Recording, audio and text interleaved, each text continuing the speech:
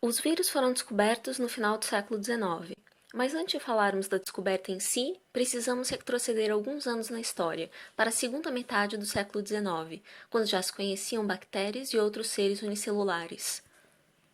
Nessa época, Pasteur já tinha demonstrado que o vinho e a cerveja eram produzidos pela atividade de micro-organismos, batizada por ele de fermentação. Tanto ele quanto o alemão Robert Koch já tinham apontado os micro-organismos como causa de doenças infecciosas. Estavam lançadas as bases da microbiologia, mas os vírus, que podem ser até 1000 vezes menores do que bactérias, ou seja, muito mais difíceis de detectar, ainda não tinham entrado em cena. Uma das primeiras manifestações dos vírus, que causaria perplexidade nos cientistas e os estimularia a iniciar uma série de experimentos que culminariam na sua descoberta, ocorreu em 1882. A lucrativa indústria do tabaco holandesa estava sendo arruinada por uma doença que acometia plantas do tabaco. O pesquisador Adolf Meyer foi incumbido de estudá-la e batizou-a de doença do mosaico do tabaco. Meyer fez experimentos que indicavam que a doença era infecciosa, mas não conseguiu isolar o seu agente, supondo que se tratava de uma bactéria. Outro passo crucial para a descoberta dos vírus foi dado em 1884, com uma engenhosa invenção feita por Charles Chamberlain, colaborador de Pasteur, o filtro de porcelana. Esse filtro era capaz de reter bactérias e outros micro-organismos já conhecidos. Quase 10 anos depois de sua criação, o russo Dmitry Ivanovsky combinaria as contribuições de Chamberlain e de Meyer em um único experimento, que foi decisivo para a identificação dos vírus. Dmitry Ivanovsky usou o filtro de Chamberlain para filtrar o extrato de uma folha de tabaco que estava com a doença do mosaico do tabaco, uma infecção causada por vírus. Embora Dmitry não tenha descoberto o agente causador da doença, ele provou que, mesmo depois de filtrado, o extrato permanecia infeccioso, isto é, capaz de adoecer plantas sadias ao entrar em contato com elas, e que, portanto, a doença não poderia ser causada por bactérias, que tinham sido removidas do extrato pelo filtro de porcelana. Vemos aqui uma animação ilustrando o processo microscópico de filtração.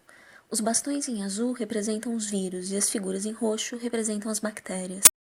O agente tinha de ser algo bem menor do que as bactérias. A hipótese de Dmitry era de que se tratava de uma toxina solúvel.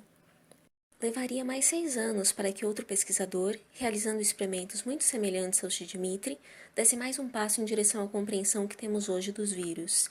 Em 1898, o holandês Martinus Beijerinck concluiu que a doença do tabaco era causada por um fluido vivo contagioso e o chamou de vírus, que em latim significa veneno ou fluido viscoso.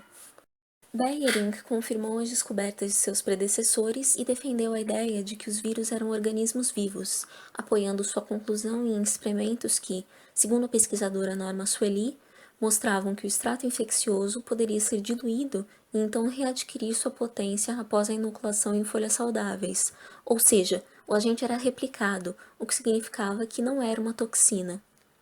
Mas seria apenas no início do século seguinte que propriedades mais específicas do vírus começariam a ser identificadas. Em 1915, ocorreu um surto de disenteria em um esquadrão da cavalaria francesa nos arredores de Paris.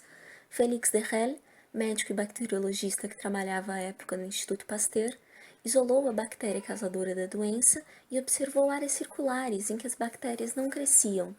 Ele chamou essas áreas de placas e notou que o tempo que elas levavam para aparecer era o mesmo que os pacientes levavam para se recuperar.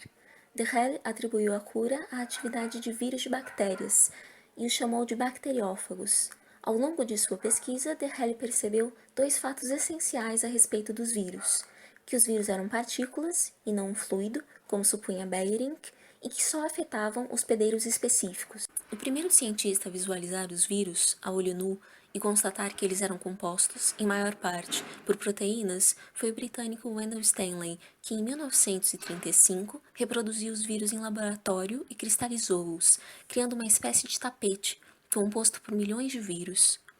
Embora em torno de 95% do vírus seja proteína, ele contém outro elemento fundamental para sua ação patogênica: ácido nucleico. É o que constatariam os ingleses Norman Peary e Frederick Bowden, um ano depois da descoberta de Stanley.